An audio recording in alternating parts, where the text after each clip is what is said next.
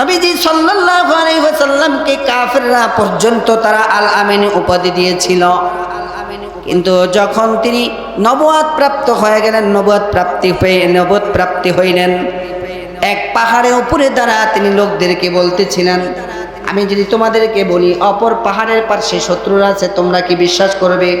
সব মানুষগুলো এক বাক্যে বলে উঠলো, হ্যাঁ আমরা অবশ্যই বিশ্বাস করব, কেননা পৃথিবীর মধ্যে তোমার মতো সত্যবাদী আর কোনো লোক আমরা দেখতে পাই না। এই আল আমিন নামক উপাধিটা কাফেররা নবীজিকে দিয়েছে।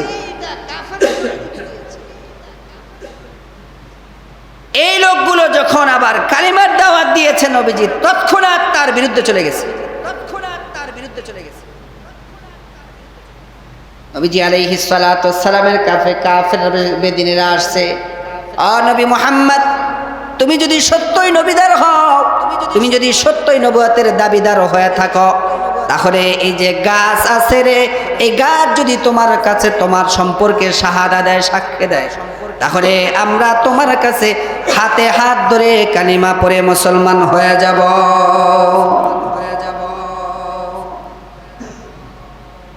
নবীজি আলাইহিস সালাম বললেন, আমি গাছকে ওখান থেকে কথা বলবো, শুধুখানি তাই না, ওখানে যেখানে গাছ দাঁড়িয়ে আছে ওখান থেকে যদি আমার নিকটে আইসা মানুষ যেরকম হেঁটে আসে ওইভাবে হেঁটে আইসা যদি আমাকে সাক্ষ্য দেয় যে আমি সত্য নবী, তাহলে কি তোমরা বিশ্বাস করবে? হ্যাঁ, অবশ্যই বিশ্বাস করব। নবীজি মুহাম্মদুর রাসূলুল্লাহ গাছকে শাহাদাত আঙ্গুল দিয়ে তাকে ইশারা দিলেন, গাছ আসো না, সাক্ষ্য দাও না গো, আমি কি আসলে কাযিব নবী, মিথ্যা নবী, না আমি কি সত্য নবী, সাক্ষ্য দাও। সিরাতের কিতাবে লিখে নবী মুহাম্মদুর রাসূলুল্লাহ গাছকে যখন ইশারা দিয়েছে, মানুষ যেরকম কদম দিয়ে এক কদম দুই কদম হেঁটে যায়, আল্লাহর নবী বলেন, আরে আমি শাহাদাত দেওয়ার জন্য গাছকে যখন আমি আহ্বান করেছিলাম, ডেকেছিলাম, মানুষ যেরকম কদম দিয়ে এক কদম দুই কদম হেঁটে হেঁটে হেঁটে হেঁটে আসে, গাছটা দেখলাম মাছ থেকে দুই টুকরা হয়ে যায়, মানুষের মতো কদম দিয়ে হেঁটে হেঁটে আমি নবী মুহাম্মদুর রাসূলুল্লাহর সামনে আয়েশা সালাম দিয়ে দিয়েছে।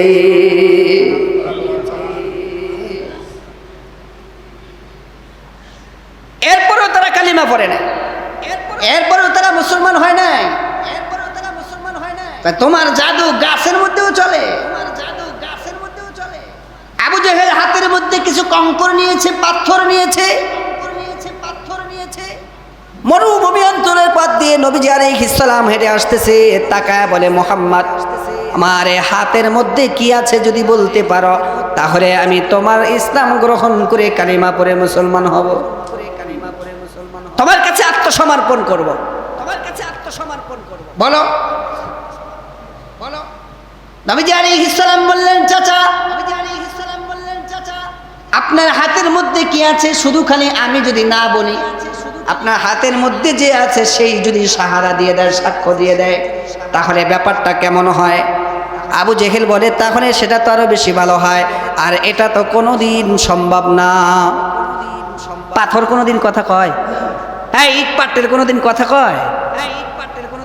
কিন্তু এমন একজন নবী আল্লাহ তাআলা প্রেরণ করেছেন, যার ওসিলায় পুরো পৃথিবীর মধ্যে যত আল্লাহ তাআলা মাখলুক সৃষ্টি করেছে সকলেই কথা বলা সম্ভব। নবীজি আলাইহিস সালাম আবু জেহেলকে লক্ষ্য করে বললেন, আপনার হাতের মধ্যে যে কঙ্করগুলো রয়েছে, কঙ্করগুলোই আপনি আপনার কানের নিকটে হাত পেতে দেখেন, এই কঙ্করগুলো তাদের নিজের জবান দ্বারা সাক্ষ্য দিবে আমি কি নবী নাকি মিথ্যা নবী। আবু জেহেল বলে, আমি তখন মুহাম্মাদের কথা শোনার পরে আমি তাকায়াছিলাম কঙ্করগুলোর দিকে, আর আমার কানের নিকটে নিয়ে যা দেখি এই পাথরের মধ্য থেকে বলতেছে, আনতা নবী মুহাম্মাদুর রাসূলুল্লাহ, ওই নবী সত্য নবী, তার নাম মুহাম্মদ। আশহাদু আল্লা ইলাহা ইল্লাল্লাহু ওয়া আশহাদু আন্না মুহাম্মাদান আবদুহু ওয়া রাসূলুহু। যদি তোমরা জান্নাতে যেতে চাও, যদি শান্তি পেতে চাও, তাহলে এই লোকটাকে তোমরা চিরতরে তোমাদের জন্য শান্তির বার্তাবাহক হিসাবে আল্লাহ পাঠাইছে। এই লোকটাকে তোমরা মনে প্রাণে বিশ্বাস করে নাও। যখন তাকে নবী বলে বিশ্বাস করবে, এই লোকটা সত্য নবী না, তিনি মিথ্যা কথা বলে না, মিথ্যা কথা তার জবান দ্বারা কখনো বের হয় না। ইন হুয়া ইল্লা ওয়াহয়ুন ইউহা, নিজের থেকে বানায়া কোনো কথা বলে না। যে কথাগুলোই সে বর্ণনা করে, প্রত্যেকটা কথা আল্লাহ তাআলা ওহীর মাধ্যমে প্রেরণ করেন। আল্লাহ নবী শিক্ষা দিলেন, এরপরেও কিন্তু তারা কালিমা পড়ে মুসলমান হয় নাই। আবু জেহেল এই কঙ্করগুলোকে ফালা দেয়া বলেন, ও মুহাম্মদ, তুমি এমন বড় জাদুকর, পাথরের মধ্যেও তোমার জাদুবিদ্যা চলে, তোমার জাদু পাথরের মধ্যেও চলে। এরপরও কালিমা পড়ে মুসলমান হয় নাই। আরে গুলশাব আনছে, একটা গুলশাব, মৃত একটা গুলশাব আনছে।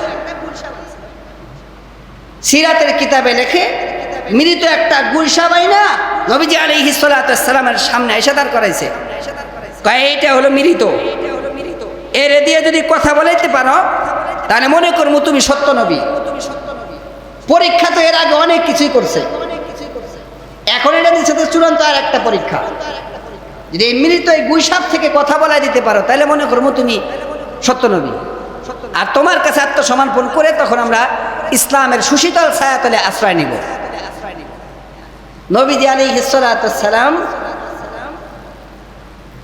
আল্লাহ তাআলার নির্দেশে গুইসাপের দিকে যখন ইশারা করেছে, আল্লাহ তাআলা মৃত গুইসাপকে জীবিত করে এই গুইসাপের মুখ দিয়ে কথা বের করে দিয়েছে, এই আবু জেহেল, এই লোকটা সত্য নবী। যদি জান্নাতে যেতে চাও, চিরতর শান্তির জায়গাতে যদি থাকতে চাও, তাহলে নবী মুহাম্মাদের আদর্শ এবং নীতিকে তোমার জীবনে বাস্তবায়ন করে নাও। এরপরেও কালিমা বলে মুসলমান হয় নাই। তার মানে কি? ইন্নাকা লা তাহদি মান আহবাবাতা, হেদায়েতের মালিক কোনো পৃথিবীর মানুষ নয়, হেদায়েতের মালিক আল্লাহ। আল্লাহ শিক্ষা দিলেন নবীজি, হেদায়েতের মালিক যদি আপনি হয়ে যাইতেন, আবু জেহেল এই সব কিছু দেখার পরেও কালিমা পড়ে মুসলমান হইতো। কিন্তু না না, পৃথিবীর মধ্যে হেদায়েতের মালিক, হেদায়েতের চাবিকাঠি আমি দুনিয়ার কোনো মানুষের কাছে দেই নাই। এই হেদায়েতের চাবিকাঠি আমি আল্লাহ তাআলা নিজে আমার হাতে রেখে দিয়েছি। আমি যাকে চাবো হেদায়েত দিব, যাকে চাবো না হেদায়েত দিব না। তবে হেদায়েতের জন্য আল্লাহ তাআলার কাছে দোয়া করা যেতে পারে, দোয়া করা যাবে। আমার নবীকে আল্লাহ তাআলা কেমন রহমত বানাইছে।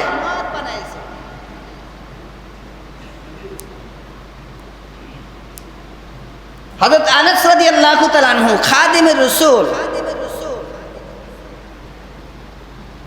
নবীজি আলাইহিস সালাতু ওয়াস সালামের একটা রুমাল ছিলেন, তিনি ব্যবহার করতেন। রুমালটা ময়লাযুক্ত হয়ে গেছে।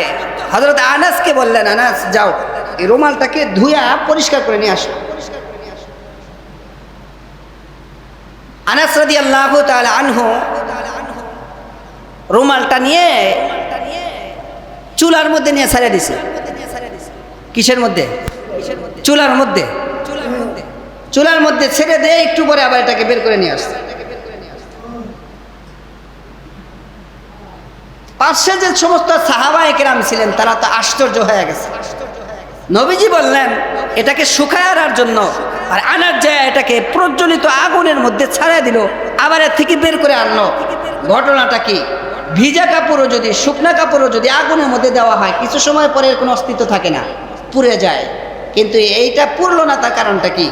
নবীজি সাল্লাল্লাহু আলাইহি ওয়াসাল্লামের কাছে যে জিজ্ঞাসা করলেন, ওগো আল্লাহর নবী, আগুনের মধ্যে ফেলে দেওয়া হলো আপনার এই রুমালকে নিয়ে, কিন্তু দেখা গেল যেরকম রুমালকে, ময়লাযুক্ত রুমালটাকে আগুনের মধ্যে ছেড়ে দেওয়া হয়েছিল, এই আগুনের থেকে যখন রুমালটা বের করা হয়েছে, পুরো নতুন আকারে একটা রুমাল আল্লাহ তাআলা বের করে দিয়েছেন।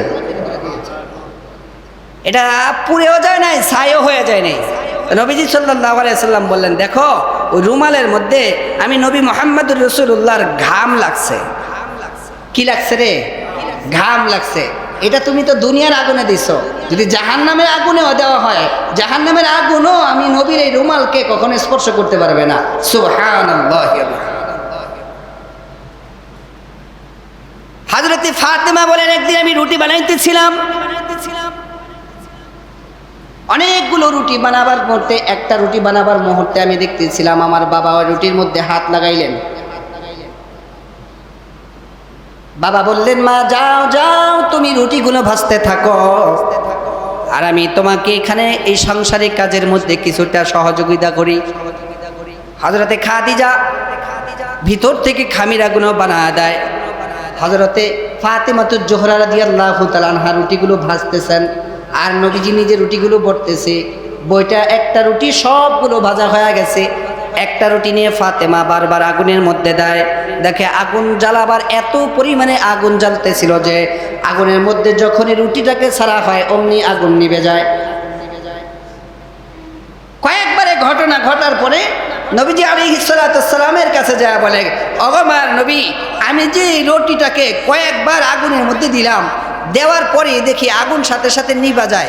ইতিপূর্বে যতগুলো রুটি আমি ভেজেছি আগুনে সেকা দিয়েছি, এরকম তো কোনো ঘটনা ঘটে নাই। নবীজি বললেন, ফাতেমা মুস্কি মুস্কি হাসে আর বলে, তুমি তো এটা দুনিয়ার আগুনের মধ্যে দিয়েছো, এটা যদি তুমি এই রুটিটা নিয়ে জাহান্নামের আগুনের মধ্যে দিকে দাও, জাহান্নামের আগুনও নিভে যাবে। কেননা ওই রুটির মধ্যে আমি নবী মুহাম্মদুর রাসূলুল্লাহর হাতের স্পর্শ লেগেছে, আমি রুটির মধ্যে স্পর্শ করেছি।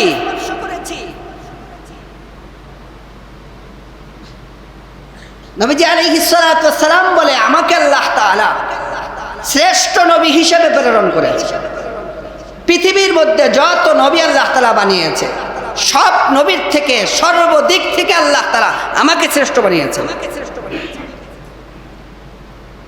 এজন্যই তো হযরতে আয়েশা রাদিয়াল্লাহু তাআলা আনহা খুব বুদ্ধিমতী ছিলেন। তিনি নবীজি সম্পর্কে একটা কবিতা আবৃত্তি করছে, লানা শামসুন ওয়ালিল আফাকি শামসুন, লানা শামসুন ওয়ালিল আফাকি শামসুন ওয়া খায়রুশ শামসিস সামা। দুনিয়ার মানুষ, তোমাদের পৃথিবীর মধ্যে একটা সূর্য আছে, প্রতিদিন পূর্ব দিগন্ত থেকে উদিত হয় পশ্চিম দিগন্তে, এটা অস্ত যায়। আমার ঘরের মধ্যে একটা সূর্য আছে যেটা প্রতিদিন এশারের নামাজের পরে আমার ঘরে উদিত হয়। আম্মা যারা আয়েশা রাদিয়াল্লাহু তাআলা আনহা বলেন, আমার নবী মুহাম্মদুর রাসূলুল্লাহ সাল্লাল্লাহু আলাইহি ওয়াসাল্লামকে আল্লাহ তাআলা এমন মুজিজা দান করেছিলেন। কোন কোন নবীকে আল্লাহ তাআলা মুজিজা দান করেছে 5টা, কোন কোন নবীকে আল্লাহ তাআলা মুজিজা দান করেছে 7টা, কোন কোন নবীকে আল্লাহ তাআলা মুজিজা দান করেছে 17টা। আমার আর নবীকে আল্লাহ তাআলা পায়ের তালুর থেকে মাথার তালু পর্যন্ত পুরো শরীরটাকেই মুজিজা বানায় প্রেরণ করেছেন। আরো আশ্চর্যের ঘটনা বলে, আমাদের আয়েশা বলে, দুনিয়ার মধ্যে ফেরেশতারা বিভিন্ন নবীদের কাছে বিভিন্ন রকম ভাবে আসছে। কোন নবীর কাছে আসছে 3 বার, কোন নবীর কাছে আসছে 7 বার, কোন কোন নবীর কাছে আসছে 13 বার, কোন কোন নবীর কাছে আসছে 17 বার, কোন কোন নবীর কাছে আসছে 70 বার। আর আমার নবী মুহাম্মদুর রাসূলুল্লাহ সাল্লাল্লাহু আলাইহি ওয়াসাল্লামের কাছে আল্লাহ তাআলার জিবরাইল রূহুল কুদুস পৃথিবীর মধ্যে পদার্পণ করেছেন 24,000 বার। কতবার? 24,000 বার। তো নবীজি গত হওয়ার আগে, অফাতপ্রাপ্ত হওয়ার আগে জিবরাইলকে জিজ্ঞাসা করছে, ও জিবরাইল, আমি দুনিয়ার থেকে বিদায় হয়ে যাওয়ার পরে তুমি কি পৃথিবীতে আর আসবা? তো হযরত জিবরাইল বলে, হুজুর, আমি আর পৃথিবীর মধ্যে আপনি ইন্তিকালের পরে আর 10 বার আসবো। কয়বার? 10 বার। কিন্তু এই 10 বার যে আসবো, ইতিপূর্বে আপনার কাছে 24,000 বার আসা হয়েছে শুধু খালি আপনাকে দেওয়ার জন্য। কি করার জন্য? দেওয়ার জন্য। আল্লাহ প্রদত্ত বিধান আপনাকে দেওয়ার জন্য এসেছি। আপনি ওয়াফাতপ্রাপ্ত হওয়ার পরে যে 10 বার আসবো, আমি কিছু দেওয়ার জন্য আসবো না, যতবার আসবো ততবার এক একটা করে নিয়ে যাব। এটা কেমন কথা? আপনার কাছে স্বর্ণ আছে, উদাহরণ দেই, আপনার কাছে স্বর্ণ আছে, আপনি যখন এই স্বর্ণটার মূল্য না বুঝেন তখন তো এটা যেখানে সেখানে ফেলে রাখতে পারেন। কথা বুঝেন নাই? কেন? আপনি এটার মূল্য বুঝতেছেন না বা এটার দাম দিচ্ছেন না। তো এটার দাম যিনি বুঝে তখন যে কোনো পন্থায় একটা চকলেট দিয়ে ওই স্বর্ণটা নিয়ে যায়। ছোট এক শিশু বাচ্চার কাছে স্বর্ণের একটা আংটি আছে, হাতের মধ্যে আংটি। একবার পারে দেখে কয়, তোমার হাতের আংটি এটা তো কোনো মজা কিছু না। কয় না, কয় আমি একটা চকলেট দিই, দেখো এটার মধ্যে কি মজা আছে। কয় হ্যাঁ দাও। চকলেট একটা দিয়া আংটি খুলে নিয়ে গেছে। চকলেটের দাম কত? 5 টাকা। আংটির দাম কত? এই যে চোরে যে ছেলের কাছ থেকে আংটিটাকে নিয়ে গেল, চলে বলে একটা লোভ দিয়ে, এই ছেলে যদি জানতো যে স্বর্ণের মূল্য কত তাহলে কি সে দিত? কথা কয় না? তাহলে জিবরাইল আলাইহিস সালাম পৃথিবীর মধ্যে নবীজি আলাইহিস সালামের অফাত প্রাপ্তি হওয়ার আগে পরে তিনি 10 বার আসবেন। কি জন্য আসবেন? নবুয়াত থেকে ছিনায় নিতে আসবেন। কেন? বলে যখন কোরআন পৃথিবীর মধ্যে থাকবে কিন্তু এর মান সম্মান মানুষ তার মর্যাদা করবে না, তখন এর ইজ্জত আর মান সম্মান আমি উঠায় নেব। মানুষ যখন ছোটকে স্নেহ করবে না, বড়কে সম্মান করবে না, তখন তাদের কাছ থেকে আমি মুহাব্বত জিনিসটা উঠায় নেব, ভালোবাসা উঠায় নেব। আসেনি এখন ভালোবাসা? খুবই কম, খুবই কম। এজন্য আল্লাহ তাআলা বলে, লাকাদ কানা লাকুম ফি রাসূলিল্লাহি উসওয়াতুন হাসানাহ, তোমাদের মধ্যে সবচেয়ে বড় আদর্শ রয়েছে আমি নবী মুহাম্মাদের মধ্যে। তোমাদের জন্য সবচেয়ে বড় সুন্দর আখলাক আর চরিত্র শিষ্টাচার যদি কেউ শিক্ষা গ্রহণ করতে চাও তাহলে নবী মুহাম্মদুর রাসূলুল্লাহর পদাঙ্ক অনুসরণ করো। এজন্য মুরব্বীরা উদাহরণ দেয় যে আমার নবী হলো একটা আসমানের মতো। কিসের মতো? আসমানের মতো। এই আসমানকে ছোট বাচ্চাও উপরের দিকে তাকাইলে সে আসমান দেখতে পায়। বৃদ্ধ যিনি, উনি কালটাকে কিভাবে পরিচালনা করেছি, আমাকে ফলো করো। কোনো বৃদ্ধ যদি মনে করে যে আমি শ্রেষ্ঠ বৃদ্ধ হতে চাই, তাহলে নবী মুহাম্মদুর রাসূলুল্লাহ বৃদ্ধকালে কি